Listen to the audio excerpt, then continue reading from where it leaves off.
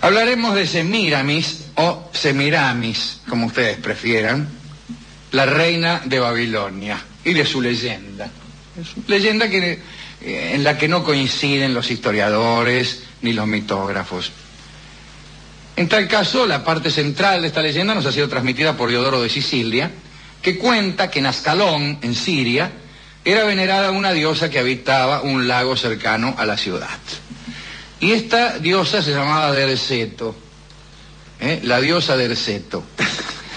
Tenía rostro de mujer, pero en lo restante, su cuerpo era el de un pez, como tantas que uno conoce.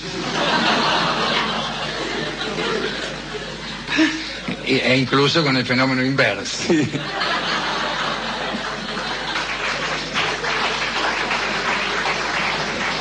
Según parece, la diosa Afrodita, diosa del amor, tenía motivos de resentimiento contra Derceto, porque parece que Derceto se negaba al amor que le proponía un muchacho llamado Caistro, y a Afrodita le reventaban aquellas personas que no cedían a los requerimientos amorosos. Derceto lo había enamorado a Caistro mostrando su hermoso rostro fuera del lago, y cuando Caistro se acercaba, Derceto se hundía rápidamente en mitad para que no se diera cuenta del cuerpo de pescado que tenía. En fin, enfurecida, Afrodita inspiró en Derceto una violenta pasión por Caistro. Y de resultas de esa pasión tuvieron una hija. Me refiero a Derceto y Caistro, ¿no?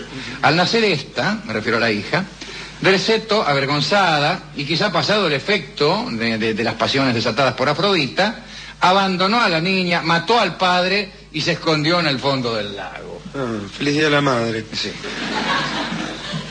Unas palomas, sin embargo, criaron milagrosamente a la chiquita. Parece que estas palomas robaban a los pastores de las cercanías la leche y luego el queso necesario para alimentarla, pues como se sabe, las niñas se alimentan de queso y de leche. Finalmente los pastores descubrieron a la niña. Los pastores hacen de todo, con la probable excepción de cuidar ganado, al menos en los mitos, ¿no? Los pastores descubrieron a aquella niña, que era hermosísima, la llevaron a su jefe, se trataba de pastores con jefe, y este individuo le puso por nombre Semíramis, que en lengua siria quiere decir la que viene de las palomas, como sabemos todos los que hablamos el sirio, y siquiera de este modo chapucero que lo estoy haciendo yo. Semíramis era ya una joven cuando un consejero del rey Nino de Babilonia, consejero llamado Ones, uno de los 5 hermanos,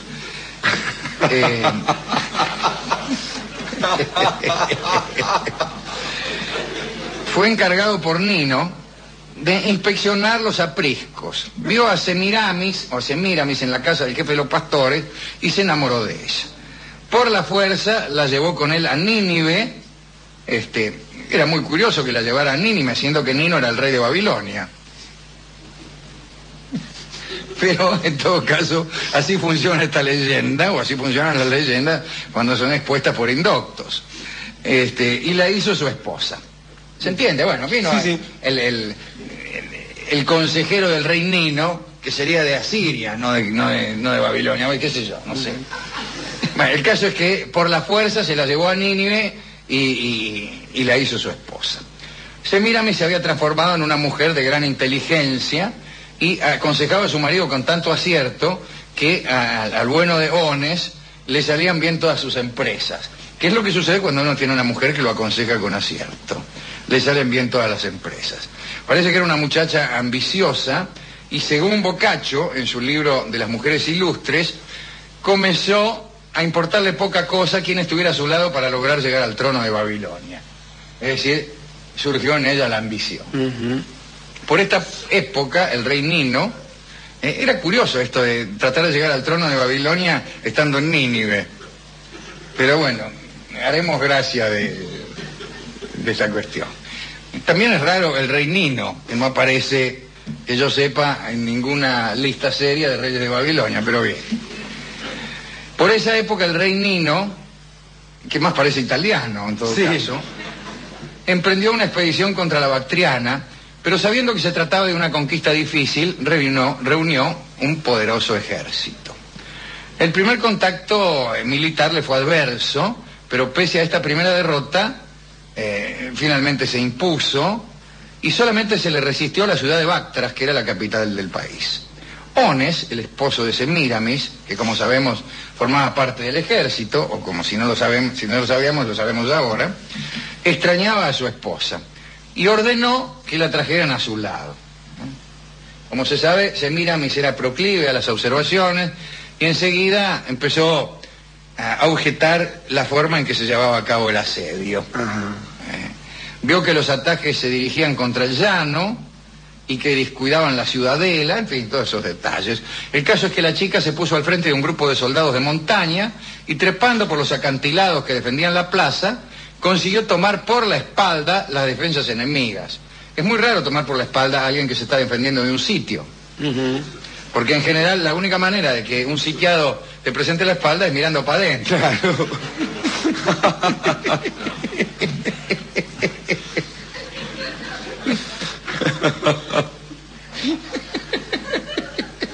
Pero bueno, Semíramis lo logró. Y los sitiados se rindieron. Nino, el rey, quedó admirado ante el valor y habilidad de Semíramis y además de contemplar su gran belleza, y entonces todo esto hizo nacer en él el deseo de tenerla por esposa. Ya se sabe cómo son los reyes y cómo son las cosas. Y le ofreció a Ones darle a cambio, cambiarle la le compraba a la mujer. Claro, y le daba a cambio a su propia hija que se llamaba Sosana. No Susana, Sosana. Eran así un poco gente que cometía errores, como venimos viendo. Una gente que sorprende a los sitiados por la espalda, sí. No es extraño que tengáis que llamar Sosana. O que se instalen en Nínive para gobernar Babilonia, por ejemplo.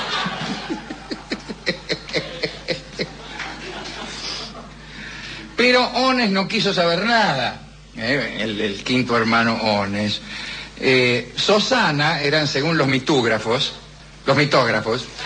monstruosa por su rostro y por sus gritos. Entonces el rey Nino, desesperado ante esta negativa de Ones, lo amenazó con arrancarle los ojos. Pero Ones no aflojaba. Ni aunque me arranques nada, decía Ones. Más tarde Nino mandó un grupo de hombres para que lo apresaran y Ones, antes de entregarse, se ahorcó. El marido de Semíramis.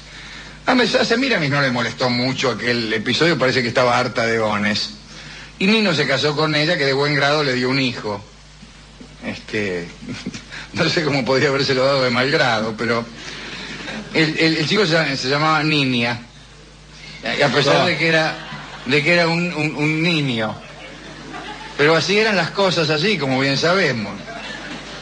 Cuando cumplió 13 años Ninia, el rey Nino murió. Inmediatamente se nombró al muchacho rey de Babilonia, allí mismo en Nínive. En ese mismo momento sucedió algo digno de contarse. Como los enemigos se arreciaban y el nuevo rey era muy pequeño para comandar las tropas, 13 años, imagínense, Semíramis hizo lo siguiente. Durante las campañas militares encerraba a Ninia en una mazmorra, vestía con las ropas de su hijo, que se le parecía, y salía a guerrear. Y disimulaba su ausencia en la corte, qué sé yo, fingiendo falsos malestares. Así durante mucho tiempo pudo cuidarse aquel reino y se guardó férreamente la disciplina militar.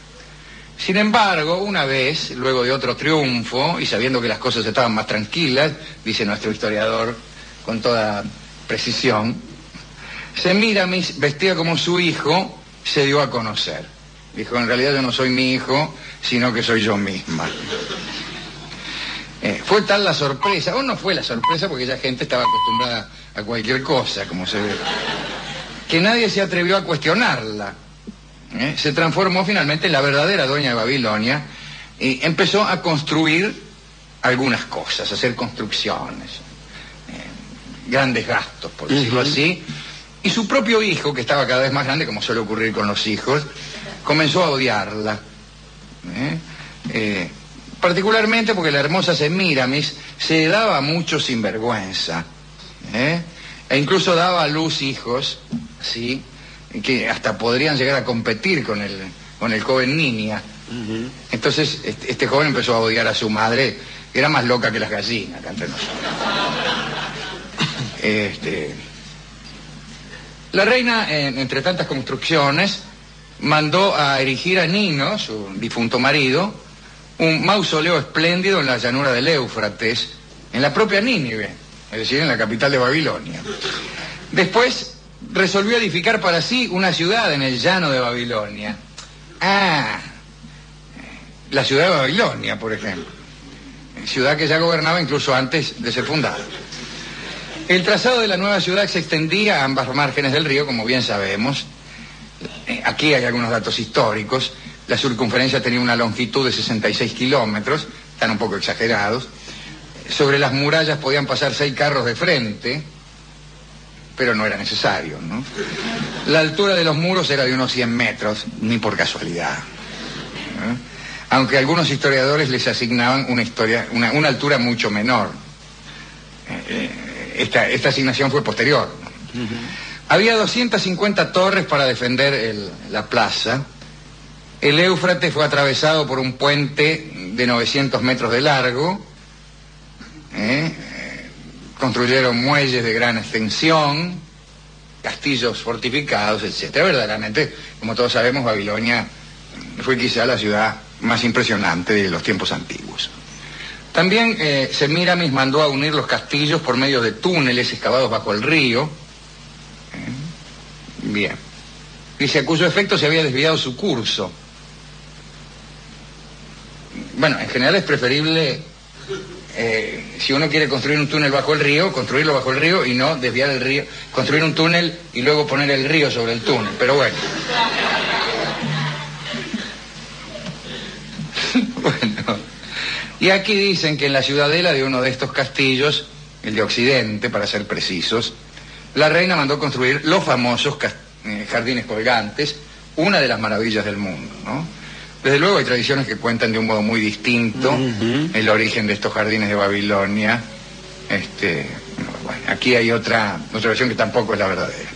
Diodoro nos ofrece la descripción de estos jardines, descripción de las que haremos gracia, ¿no? Porque eran terrazas superpuestas, terrazas cuadradas. Cuando yo era chico y oí esto de los jardines colgantes, me produjo una gran impresión. Que un jardín colgara me parecía increíble. Yo en casa tenía un jardín y me imaginaba aquel jardín colgando de algo y pensaba que si había alguna cosa que no podía ser colgada era justamente un jardín. En realidad no eran colgantes en absoluto, sino que eran terrazas superpuestas, pero yo creí que los habían colgado de algo. Los chicos, como los locos, no tienen capacidad para la metáfora. Exactamente. Y bueno, y yo era ambas cosas. Ahora uno de aquellos males se me ha pasado. Pero bueno, del mismo modo yo creí que un puente colgante era un puente que colgaba de algo y no me imaginaba de qué podía colgar un puente que no fuera del cielo. Bien. El hecho es que Semíramis mandó también a edificar muchas ciudades a orillas del Éufrates y del Tigris, que son los ríos mesopotamenos.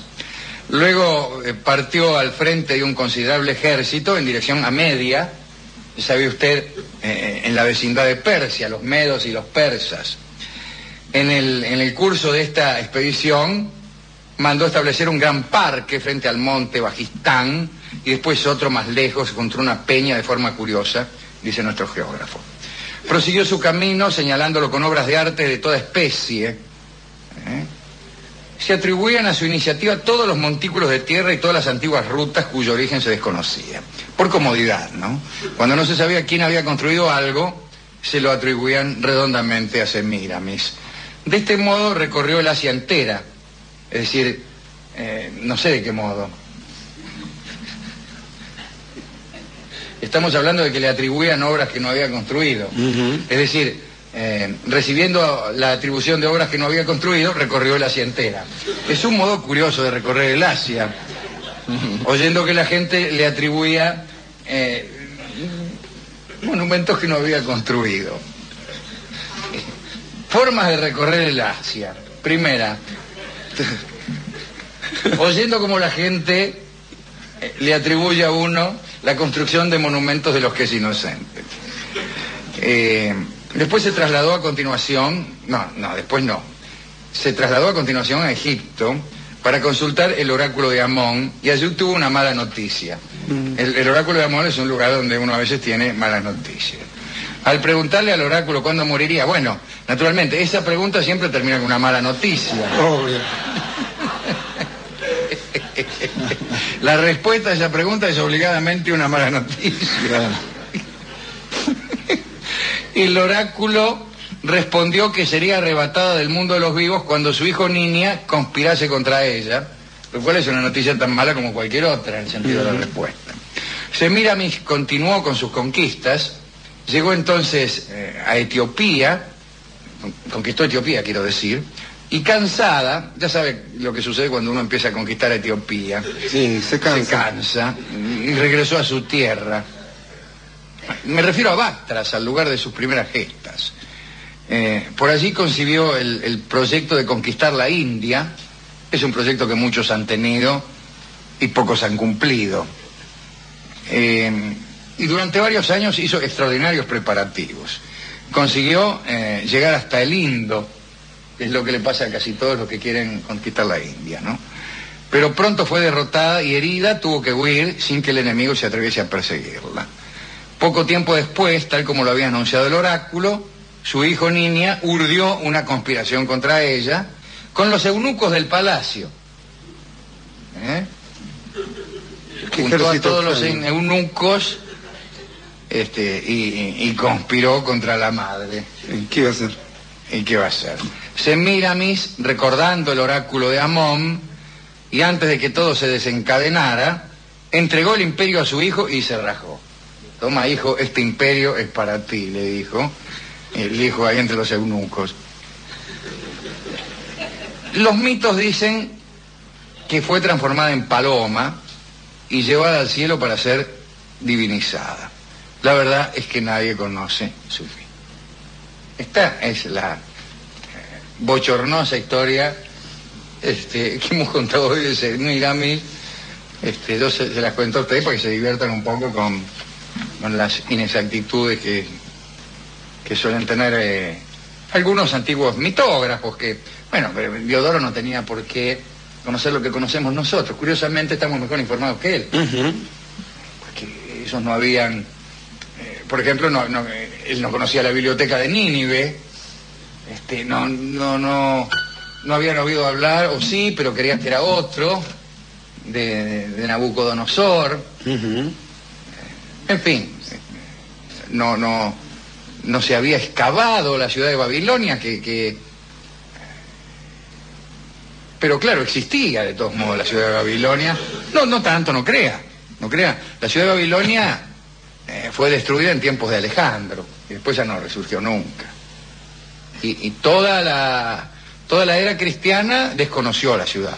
Ni siquiera sabían bien dónde estaba, hasta que no sé qué fue, Evans, creo que fue me parece a mí, un arqueólogo inglés que empezó muy lentamente a despejar unos túmulos enormes, pero además Babilonia estaba hecho de ladrillos, lo mismo que Nínive, y eso es un material más innoble. No quedaron en Asiria ni en Caldea los enormes monumentos que aún hoy admiramos en el Egipto, o en Grecia, o en otras regiones más ricas en piedra.